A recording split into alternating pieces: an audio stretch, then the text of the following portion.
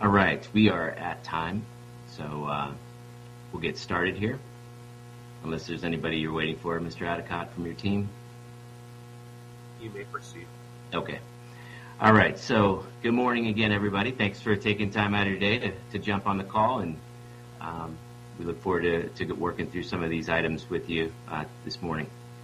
So we'll get started with our proposals. I will present, but I will also share a link with you just in case you can't see it that well in your on my presentation. So I'm going to throw a link in here in the chat if anybody wants to review it. That should help. So let me present.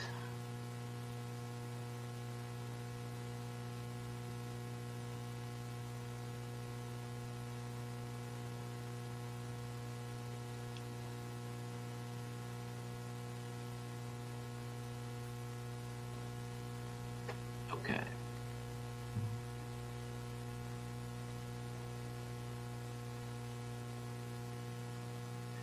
All right, so what we have here is I'll work through the proposals that you made during last session. And the first one was asking to mirror the language of CTA and PBA, where previous disciplinary actions may only be cited if the actions occurred within the last 12 months rather than right now where it's, I believe, 2 years. So we did agree to this, and I added some language here. So under this Section C, Progressive Discipline, number 7, you'll see previous charges or disciplinary actions that have been brought forth by the district may be cited against the employee only if those previous acts are reasonably related to the existing charge and occurred within a 12-month period. All previous charges or disciplinary actions must have been shared with the employee. Any questions? Okay. That way we're a little more consistent in that area, with all of our units. The next one was a request regarding sick leave. Request was to use sick leave in addition to personal leave in order to schedule doctor's appointments and other procedures. You had mentioned that at schools it's already being accepted, but wanted language under the leave so that it could be standardized across the district. Currently you have 6 personal days a year. So this request right now, our stance is to maintain current language. And I worked through this a lot. I talked to a lot of principals about this. And from what I do understand is that it sounds like this is happening, that principals are allowing this to happen in their schools. And I think that rather than, adding language here, I'm willing to work with you on if there's an issue that pops up that, a specific issue that we can look at and see exactly why we would want to add language, or if this is just something that maybe we can manage rather than really adding anything to the bargaining agreement on it. I think that's where we would like to be. The only, other way I guess I'd look at is if you had some specific language to consider how to write that up. I'd be willing to look at it, but I really do think that we could work through this, by managing this more so than adding language to it, so that we don't create, something that we didn't expect. If that makes sense. Any questions? If we do find that there is some sort of issue at a few schools where they're so out of alignment with practice, could we get an MOU later if it's warranted? We can definitely look at that, of course. I'd be willing to look into that. Like I said, it's hard for me to say right now because, each situation could just be a little bit different. And so I'd want to see exactly what's happening, what's being requested, and why, before I can really think about adding language in here. Because from what I do understand, it sounds as though the principals I've spoken to, they're allowing this to happen. They're working with their employees. So I really would like to see cases where it's not and see why. And that would maybe help us, in considering something like an MOU or considering language for the future. Sound good? Mr. Voss, did you have something to add? Yes, perhaps even before we get to the need for an MOU, a less formal memorandum encouraging flexibility in such use. That would maybe, if they're thinking about refusing, maybe this would discourage them from refusing. You know. Yep. I think we can be. I think reasonable. You know, if it becomes a problem, then we'll bring it up again. Right. That's. I agree with you. I think we could do that too, in working with principals and other supervisors on this. And I would have to say, based on the calls, it sounds as though principals are trying to be, and other supervisors are trying to be as flexible as possible. So. And I think some of it may not even be principals, but the administrative assistants not understanding what policies should be or interpreting the policy a little too literally. Okay. All right. Well, again, if there is something also very specific that you might have a case or something like that, I'd really encourage you to share that with me so that I can do a little bit deeper dive into it. All right. Okay. So our next item is salary. And last time we discussed it a little bit, but we said we would have our salary proposals, and this is what we have. And keep in mind, this mirrors basically what we had offered to our teachers, and that tentative agreement is about to be voted on in the next few weeks. So our proposal for the AESOP bargaining unit is 3.5%, increase retroactive to January 1st.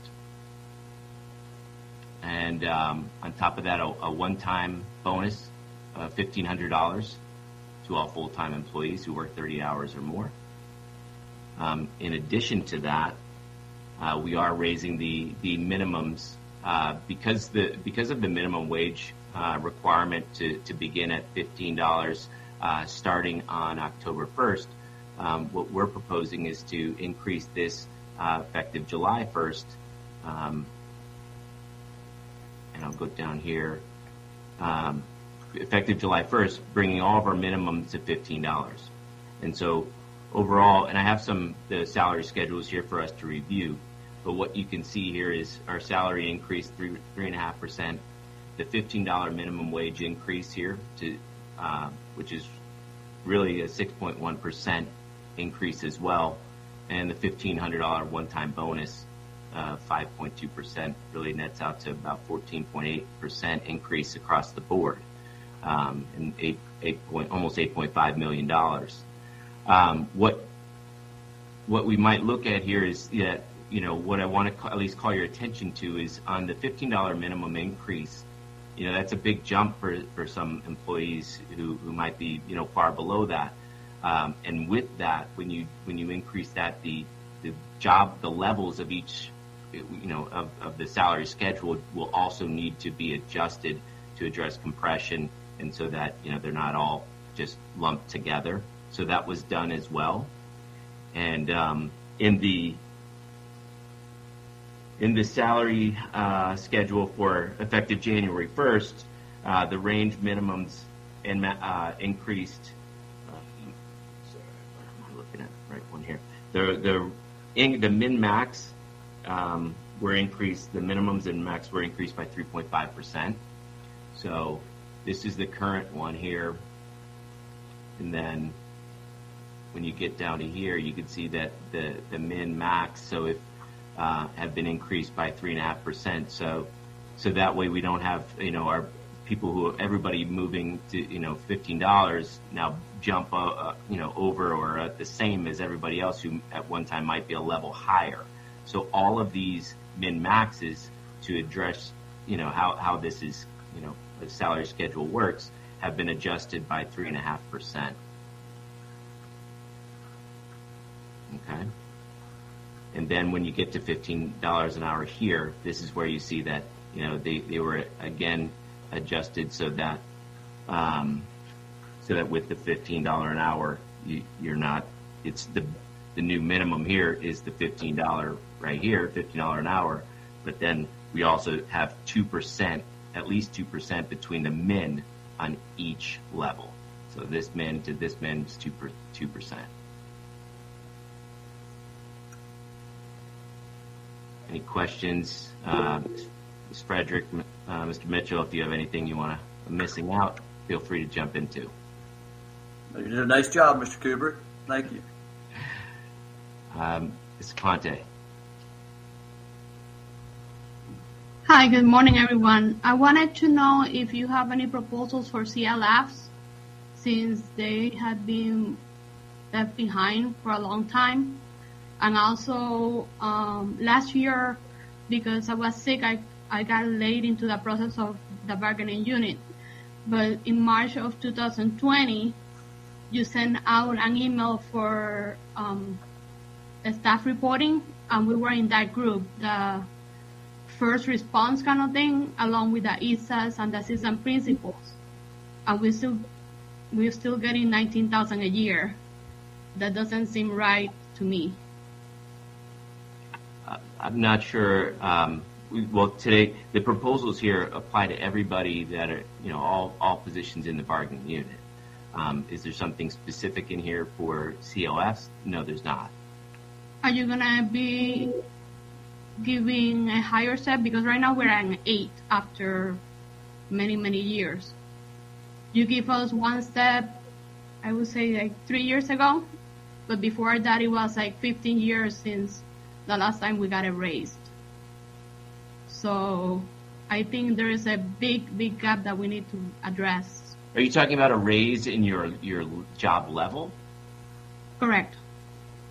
So in this proposal, we are not recommending any job level changes to the job descriptions. But the raise, the recurring salary increase, applies to all jobs within the bargaining unit. That's 3.5%.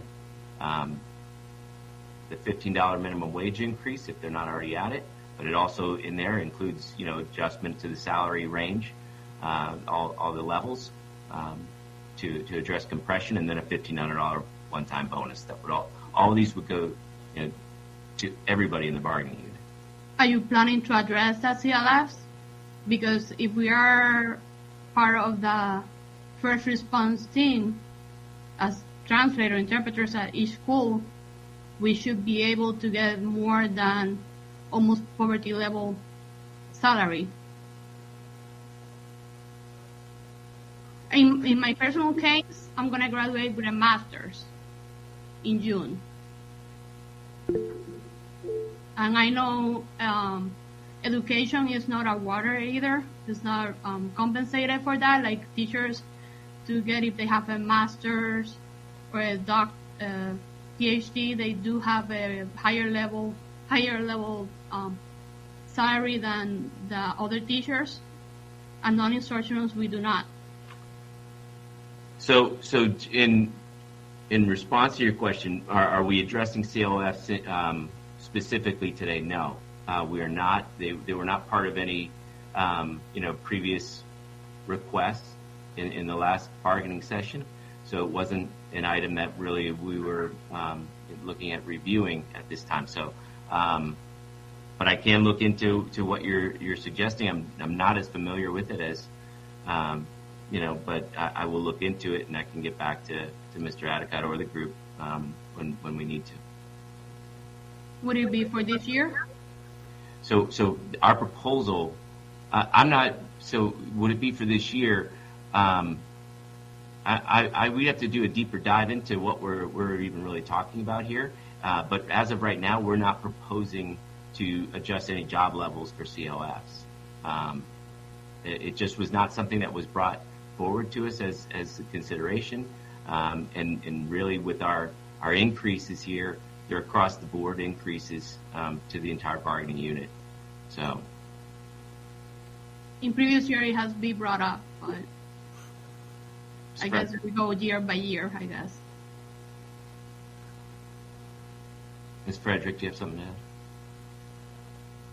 add? Mr. Voss had raised his hand. Oh, okay. Mr. Voss?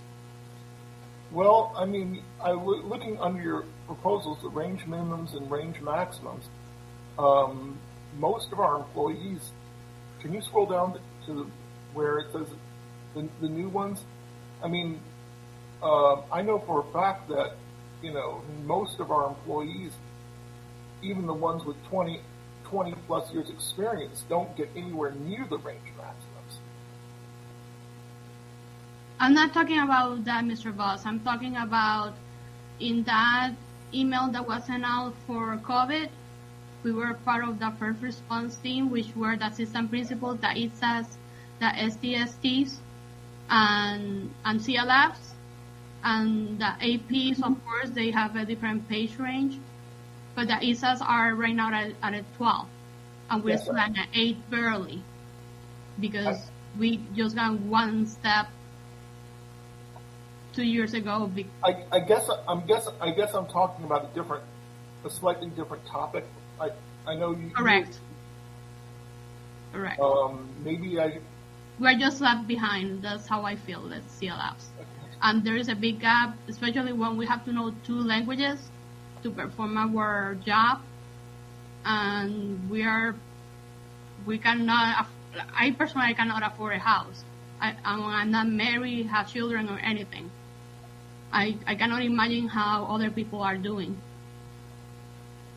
I know another CLF from another school. She's been with the district almost 30 years, and she only gets paid $22,000 a year. How is that fair?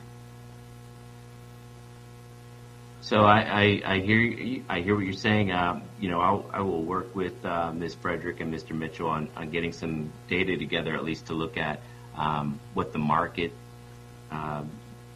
is for this position. But today, I just want to say I'm sorry, but I don't have something specific to CLFs. It just was not part of last session as something to really even to look at. So I think, putting the issue specifically to CLFs aside for a moment, but she does bring up a valid point about the issue of the ranges. You have employees here with 20 to 30 years and barely making more than the minimum of the range.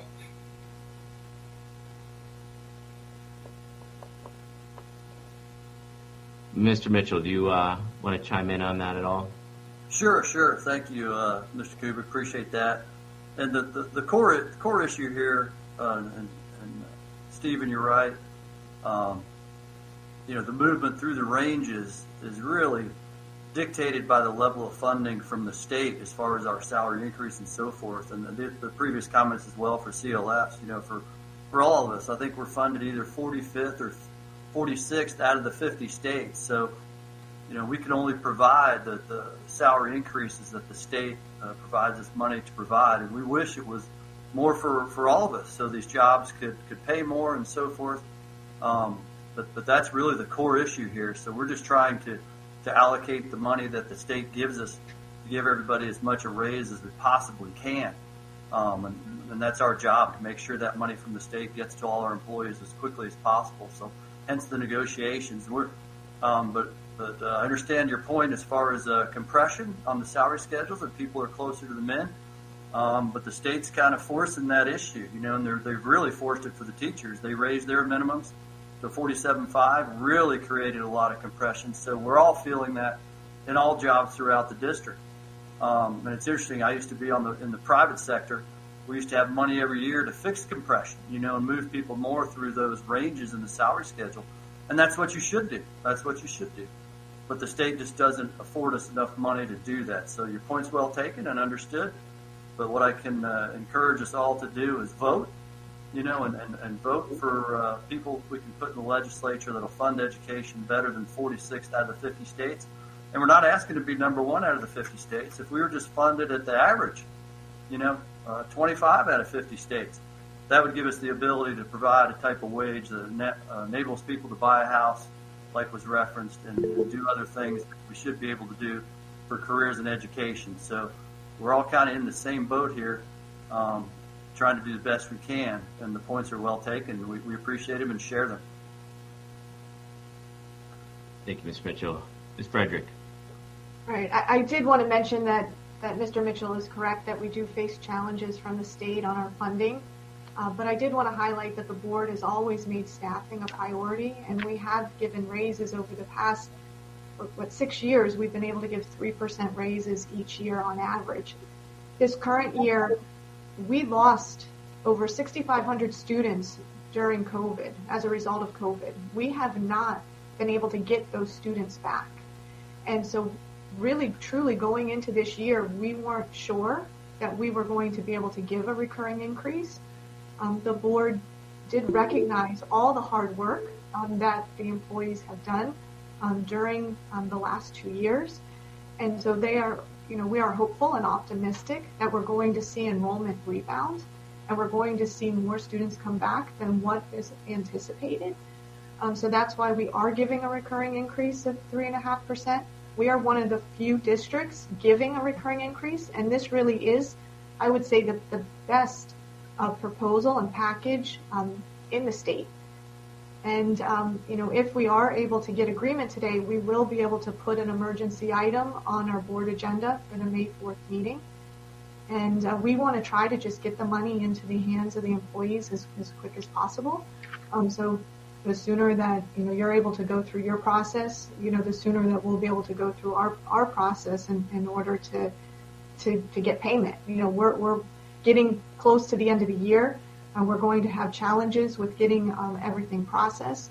We have settled with CTA. We also have agreement with NBU. And so we really want to try to, like I said, this is the best offer we have in the state. We went into this year not believing that we would be able to give anything recurring. And we're able to give, a total amount because of the increased funding that we're going to get next year in order to raise the minimum to $15 an hour. A total increase to your group of almost 15%. I mean, that is significant.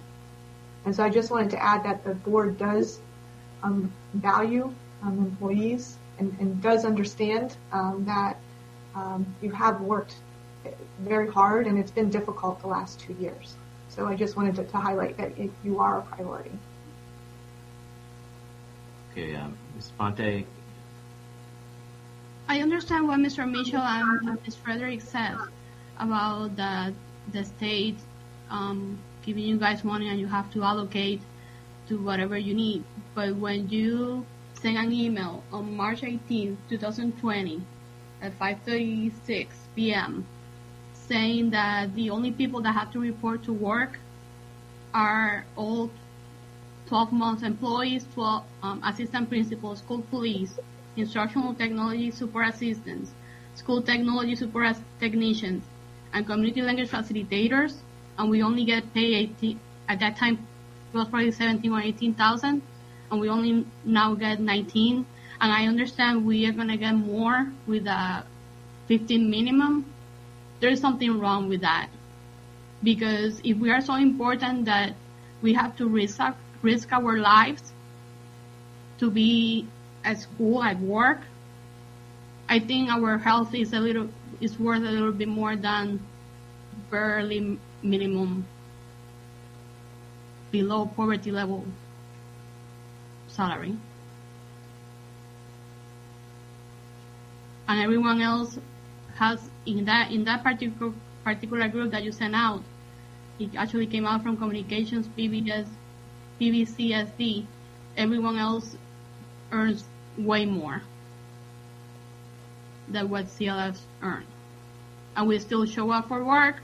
We communicate with our parents. We make sure that every single student was equipped with a computer and everything that they needed. We didn't complain, but that's not going to pay our bills at the end of the day. Yep, we fully understand that, and I think what Mr. Mitchell mentioned about the funding piece is, they're asking you to come in and work, and it shows how critical the role you play in the district is, and we do understand that, and we'd love to be able to reward that with the salary increases, but really, again, we're just tied to what the state gives us as far as funding, and what Ms. Frederick mentioned, where we lost 6,500 students. What's maybe missing there is the dollar amount of how much that reduces, how much funding we lose from that.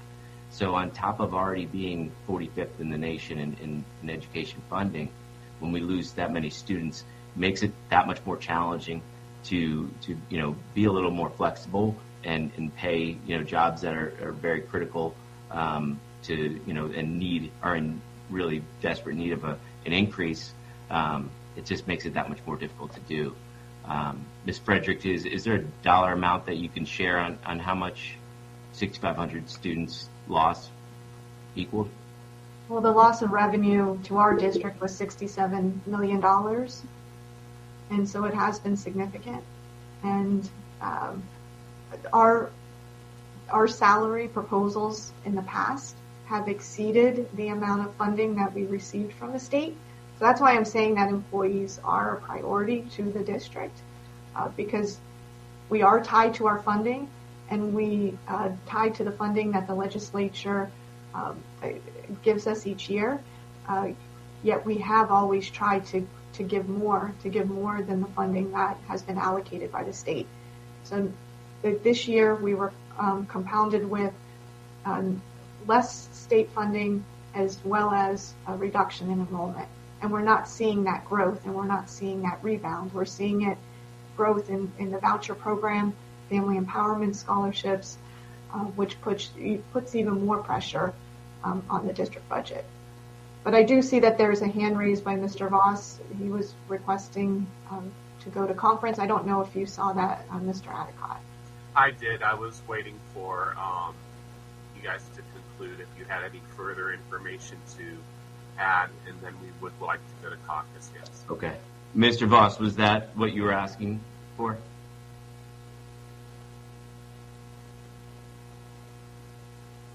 I don't know if you're muted if you're trying to. One thing I will talk to him is about perhaps negotiating that we'll take a second look at CLF's pay grade next year. Okay. And so I think of moving them to from 8 up will be something.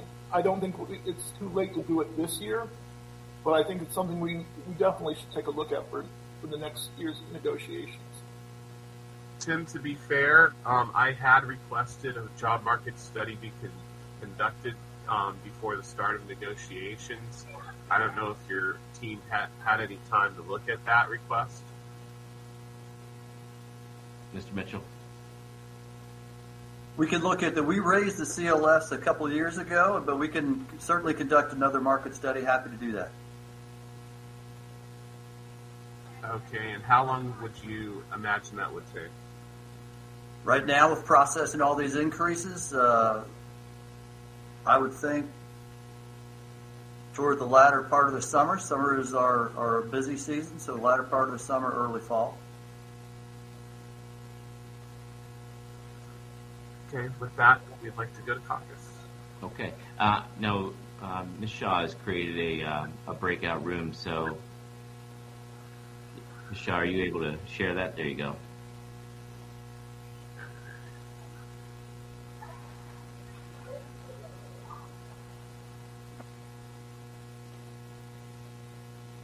If everybody else could just...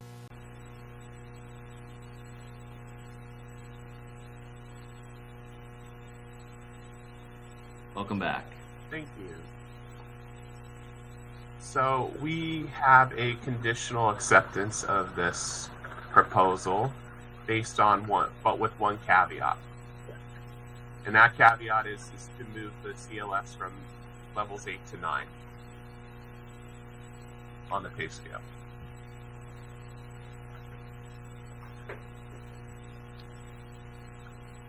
So, all right, moving them from 8 to 9. So let me just say this: we will caucus. I want to speak with my team about this a little bit, and then we will come back. Okay. Ms. Shaw, if you could do a breakout room for us. Yes, there's already one. So if you just click on the top, you should go into your own room.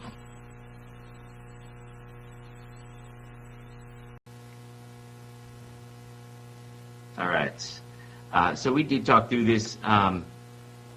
Right now, we're at our limit for board spending authority And this was driven by the settlement with our teachers.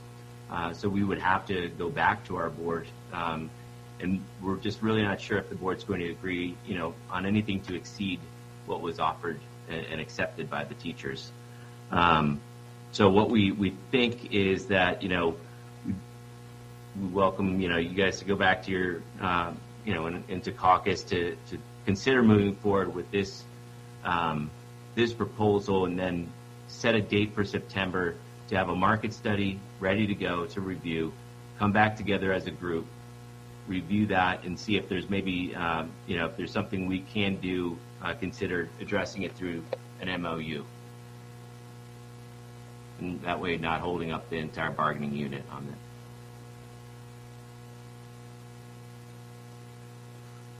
May we go into caucus? Yep. The breakout room should still be at the top. Okay, everybody should be back. Right? All right, Mr. Kubrick, based on the unanimous vote from my negotiating team, we are requesting that you go back to your school board and seek their word on our proposal, and we are willing to set a new date for our next bargaining session. So seek their word on what? On the increase from 8 to 9 for the CLFs. Since this exceeds your budgetary constraints, we are asking for you to go seek the advice of the school board and then come back with a response. So, in Mark, you could, Mr. Mitchell, you could correct me if I'm wrong. I believe, though, the approach on this is to first do the market study to find out where we are and make an informed decision through that before we would be going to the board to ask, to increase this.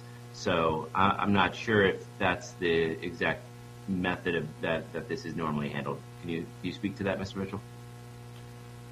That would be the normal preferred method, but it sounds like the unit and Mr. Adicott is asking for us to, regardless of the market study, just go ahead and raise the CLFs, if I'm hearing you correctly, Mr. Adicott. I am, because being bilingual and being asked to cover both office duties and do in-class support does rise to the occasion of a higher level than that of an office assistant, considering that they are so dynamically utilized in the schools. So I figure, based on those skills alone, that there should be that consideration. All right, I'm going to ask my team to join the breakout room again, and we'll be back. To hold you guys up so long, but we really wanted to, dig pretty deep into this. Everybody here? There we go. All right. So one thing I just wanted to say is, we weren't aware that this was something that we needed to really have a deep dive into, because it didn't come up in previous bargaining sessions. So, but just looking at CLFs, and what we did is looking at all of our CLFs here after our 3.5% increase to January 1, the $15 an hour minimum increase, and then plus the salary schedule adjustments that need to be made after going to $15 minimum, puts your brand new CLF at $15.61, right? But of the existing CLFs that you have, we're looking at, for 50 of them, to get an 18%, a little over 18% increase. 42 of them to get a 17% increase. 49 of them to about a 14.8% increase. Another 23 to have a 12.5% increase. So maybe that's one thing that I think that might just be lost is not really looking at on the salary schedule how these numbers are being increased, because there are two different increases happening here, the January 1 and then again on July 1st. And it's not just, there's a significant number of them who are below $15. 189 of them were below $15 an hour. So you're seeing the majority of them. There's 226 active CLFs right now. The majority of them jumping up to, based on this $15 an hour minimum, and then and the changes in all the salary schedules, we're seeing a pretty hefty increase for them. And I just want to make sure that we call this out.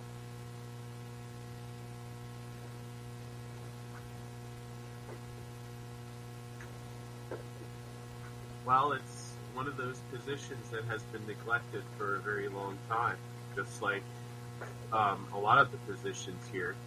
So yeah, when you neglect a position for that long, it's to get them back into gear, it's going to be dramatic.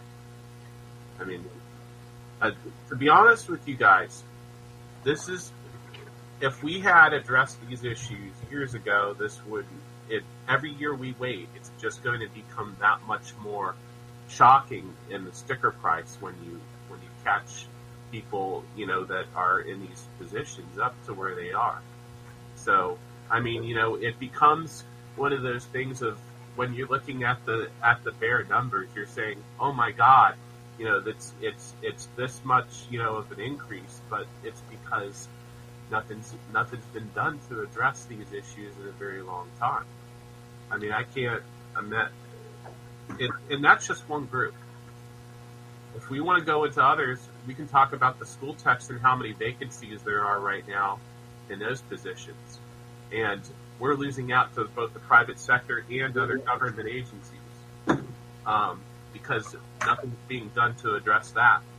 So that's going to come up in a future session. So Mark, going back to the job market study, we still want one done because there's several positions out there that you're going to see, I believe you're going to see shifts for, because I can't believe that we're not the only government agency out there right now that's dealing with this. I think it's a whole, a global problem with salaries and everything else. But here's the thing. It is unconscionable to not do anything about this, considering the fact that we are in one of the most expensive counties in the state to live in. And that alone is part of the problem. Nobody in my bargaining unit can justify, can make ends meet on their salaries alone. They'd be lucky if they have a spouse that makes considerably more money than they do to be able to live here. Now I'm just talking about just to rent an apartment. And so when we go and we discuss, these percentages, even though it looks like that, it's still peanuts. I mean, have you done the numbers to see how much it would actually affect your budget? Well, I just wanted to mention that's what's actually in our proposal right now. So our proposal of the 3.5% and the increase to $15 per hour effective July 1st reflects that 18% increase in the minimum CLF salary. So that is incorporated within our proposal. And that new minimum isn't going to just $15 an hour. It's $15.61, so 61 cents beyond, and that's not, from the state's, adjustment to $15 per hour. It's the district going above and beyond what the state is mandating of going to $15 per hour. And so, Mr. Mitchell, oh, thank you so much. And Robert, I couldn't agree with you more. We've done some of the market studies, and we can do more. The issue is, and we've presented this to the district leadership, we all know what you're saying, that the job market has moved in the last couple of years. But the unfortunate circumstance is, as we opened the discussion with, is that the state funding hasn't changed, right? So the labor market has changed. We need to be paying more, no question about it. Would we like to be paying more? Of course we would. We don't like the vacancies, and we have obligation to educate students. We'd love to raise our rates to be more competitive in the marketplace. Everything you're saying is accurate. our hard task as a group collective, everybody on this call, is to figure out how to allocate that limited money the state's given us, and that's not easy. You know, when everybody is having a hard time, like you allude to, and the labor market is what it is. We're in a unique position as a school district, and we're just trying to do the best we can with the state money we have. And I did look. We did in fact. We're not against raising the CLFs. We just raised that job in January 2019. So if the market's moved again and there's money available, we'd love to keep moving that as we would other jobs in the marketplace. You know, we have plumbers and electricians and others who've moved. The market's moved as well. And if money's available, we'd love to be more competitive in the job market. So I just wanted to say everything you said, Mr. Adicott, was well stated, and we agree. We just need the state to give us some more money. And then, Mark, if you could just also state like how much a CLF is going to go up, looking at the minimum. So the minimum salary right now is $19,163. So the minimum salary based on our proposal as of July 1st would be $22,728.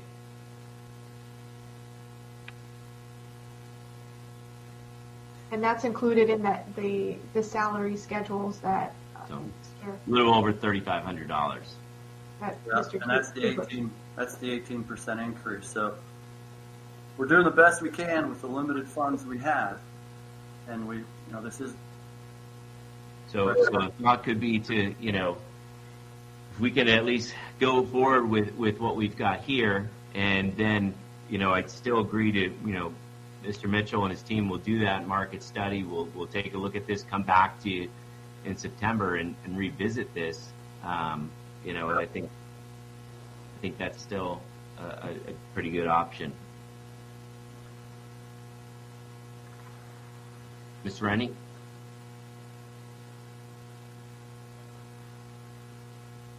I don't know if she just raised her hand. Mr. Voss? Robert, I'd like to go to breakout for a moment. We will caucus. Okay.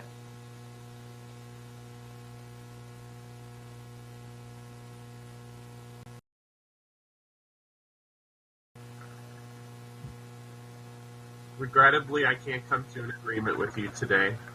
We're asking that you go back to the school board for guidance to see if they can review the proposal, and then we can reschedule for another meeting. All right. We will do that, and we will get back to you with the date where we could come back to schedule a meeting. Okay, thank you. All right. Thanks, everybody. Appreciate your time today.